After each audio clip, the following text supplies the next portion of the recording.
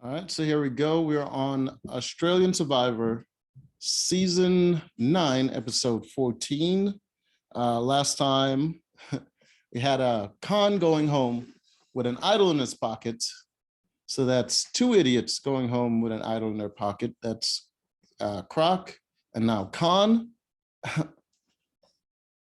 I'm excited every time someone finds an idol, but these people are not playing them correctly. It is really annoying. Like people flushing their own idol, like Shea. It's ridiculous. And Ben going home because he lost a fire making challenge. Jesus Christ. If he stayed in the game, it could have been so much more exciting. He'd have probably went home immediately afterwards, but it would have still been so much more exciting. But these folks are playing stupid, and you can't fix stupid, you know? All right, so we come to this episode, and everything is comfortable at the tribe. The group of 6 on the top feel like they're good. They feel like they're untouchable, except we have Sam that's annoyed by the fact that she had to get rid of Khan, and her husband Mark is excited that he got rid of Khan because he felt like Khan had his hooks in his wife and was manipulating her. I don't know why. It probably started from him thinking Khan is a threat way off into the beginning of the game, and which was stupid because Khan was like willing to work with him. Khan would have never got rid of him, and Khan was a bigger threat than him. I could have kept him safe, but there you go. And she felt like she was bullied into making a move that wasn't really hers. She wanted to play her own game, which, I mean, honestly, he saved her game, because if she was playing her own game, she would have been a threat to the main alliance and they would have gotten rid of her. And there was nothing he could have done to save her, especially if she kept she kept Khan and she was building her own thing and making votes that differed from what they wanted to do. It wouldn't have fly. Yeah. Even if she succeeded to get rid of Shea like she wanted to, it would have just ruined the alliance, and he was correct in his choice. All right? You come to this, everyone's feeling comfortable, but Jordy was doing good, but he got too impulsive, and he may have ruined his game, because what he did was that he felt that everyone's being so comfortable that he wanted to shake up the game, and he went to Josh and told him about Mark's idol and pitched that they should get rid of Mark. While their alliance is still outnumbered by other people, he wants to get rid of Mark. It's one thing to plant the seed, but another thing to push to get rid of the man right away. Immediately stupid.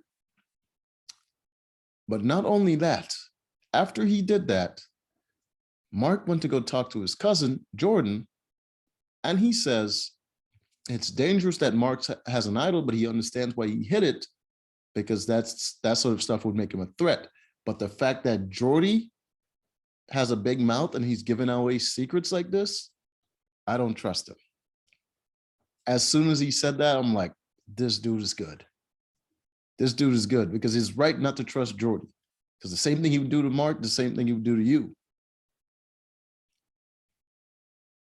And it became this thing where Josh wants to maintain the alliance to serve him in the moment, but later down the line, he doesn't trust Mark or Jordy. See, he wants to get rid of both of them, but right now he just wants to keep them together to keep himself safe. Brilliant moves all around. All right. Sam is trying to take control of the game a little bit. So she's trying to work with Jordy and David. to get rid of Shea. Once again, she wants to get rid of Shea. I don't know why she has this whole sticking point and get rid of Shea. You see right here. You see her right there. So plotting to get rid of Shea. I don't know why it's important for her to get rid of Shea. Shea is not really a threat. I mean, sure, Shea can win competitions, but she's not really a threat. There's still too many people in the game. This is the best time to get rid of floaters, people that have numbers, people that would see you as a threat, and they also have the numbers to get rid of you. Those are the ones you want to get rid of. The people that are actual threats, getting rid of them later is better because because other people are going to be targeting them before you, especially if it's a long game. Long game, especially the bigger guys, they're not going to be winning those endurance comps. I mean, Jordy showed up for an endurance comp, but all the other guys fell out. They're not going to be winning those endurance comps down the road, or those weird competitions that are not in their wheelhouse.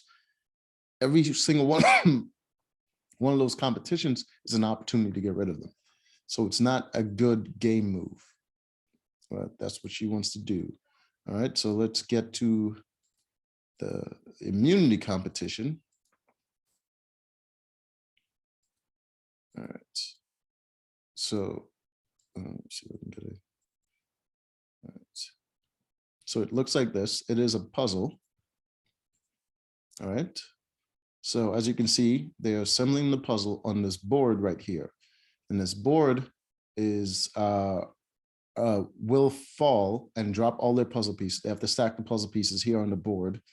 All right. And it will fall if that weight, that counterweight drops down, the board flips up and drops your puzzle pieces.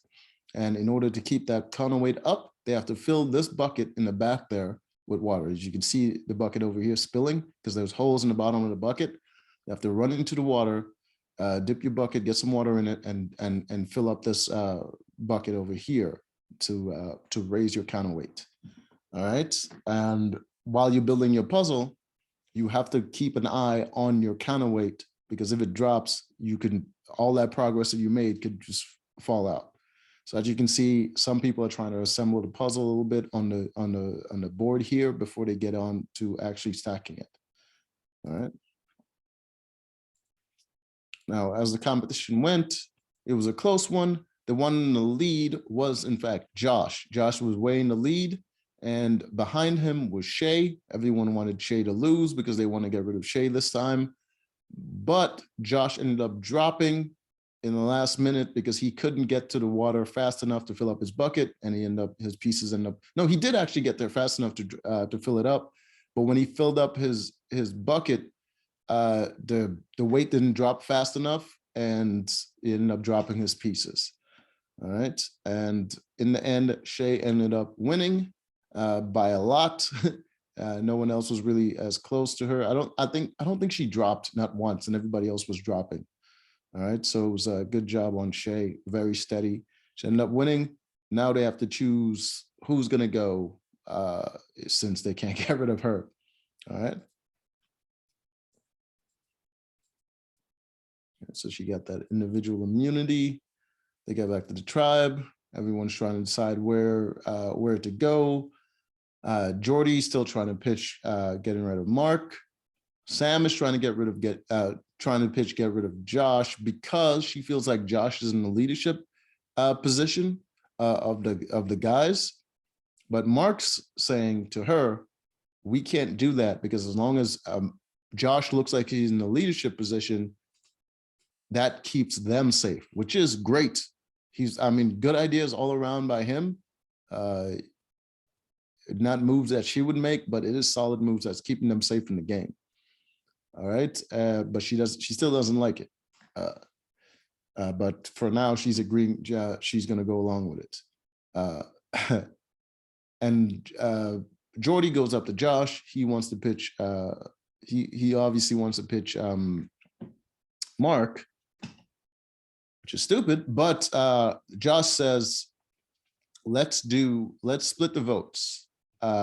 6 on Michelle, 4 on Mel. Those are the twins. So they want to split the votes between the twins. And his reasoning was, as soon as the big guys from the big alliance starts going at each other, as you can see, that is going to go eventually, seen as Jordy making moves and Mark making secret moves. He's seeing that's how it's going to go. The floaters in the middle are going to be the ones with power, because there are 2 votes. Mel and Michelle are 2 votes that either one of them can use to get rid of the other side. Good moves all like Josh is impressing me, man. This is what I would have. This is exactly how I would have freaking done it, because you have to get rid of those people. Because as soon as you stop targeting them and you start going after bigger threats, because people are always like, oh, there's so many bigger threats in the game. As soon as you start going after big threats, you can't stop going after big threats until you're the biggest threat there and everyone is going after you. So you have to get rid of the floaters first, clear the battlefield before you can start taking shots at big threats. Good moves. He shopped it around, but he messed up by telling, I think he told Michelle that the votes are going to be split between them, which spurred her to start fighting to save herself. And to do that, she went to all the ladies and told them this is their last chance. They should, it's going to be a boys' club, and in order to save themselves, they have to vote out Josh. So she's trying to flip the votes on Josh. She even chopped it around to Mark as well.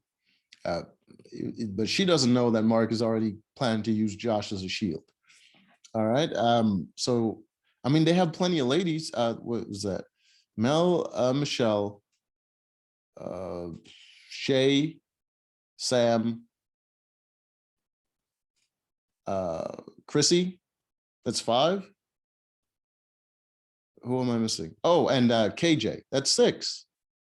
That's plenty to flip the votes. And especially they got David. That's not really part of the main alliance. They could definitely use that as well. They can definitely flip the votes on those guys. The problem is Sam. I don't know why people keep trusting her.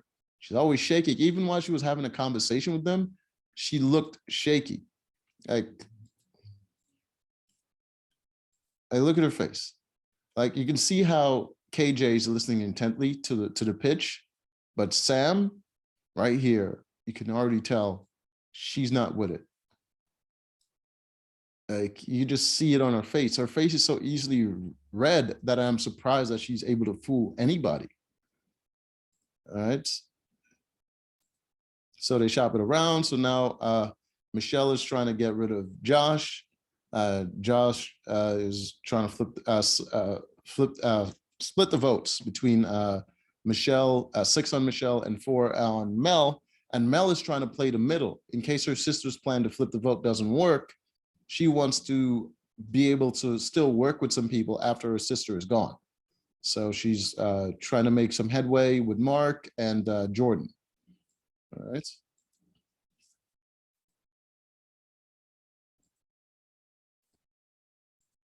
All right, so they get to tribal, and Michelle immediately reveals that the votes are going to be flipped. They are going to be split between her and her sister. She puts that out there, and then she throws Josh under the bus and says they should vote out Josh. He's a big threat. He's a very strategic person, and he's a very social player as well. Pretty much just building up his threat right in front of everyone. So like a Hail Mary. So I'm assuming she did that because they didn't reveal how everyone else was going to be voting. Just from the fact that she did that lets me know that those other girls didn't come back to her and tell her that they're going to be voting the way that she asked them to. All right. So they go to the vote, and it ended up being 1 on Josh, which probably came from Michelle, and another one on Jordy, which probably came from Mel. All right. Mel didn't vote with her sister, which means she probably knew her sister was going home. she didn't vote with her sister in order to protect herself, but she threw the vote on Jordy, which, I mean, it's just as bad. I mean, he's part of that main alliance. So, and all the rest of the votes were between Mel and Michelle. I think it was only 2 on Mel and the rest were on Michelle, and Michelle ended up going home. All right. See if I can get a pick.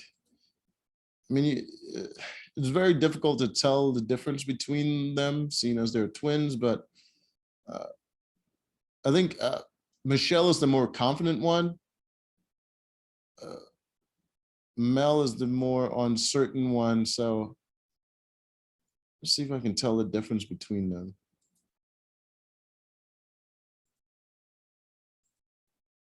Yeah. This is Michelle after finding out she's going home. That's the face she makes right there. You can see she's a lot more pale. Let me see if I can show you her sister. She's a lot paler than her sister. And that's Mel. You can see a lot more redness going on there. All right. So that's it. Michelle is going home. And from the snippet, the preview of the next episode, it's looking like Josh revealed to Mark what happened with Jordy. And now Mark wants to get rid of Jordy. He wants to get rid of Jesse because of Jordy. And he has to convince his wife, Sam, to do that, even though Sam is closely aligned with Jesse. So it's going to be fun times. All right.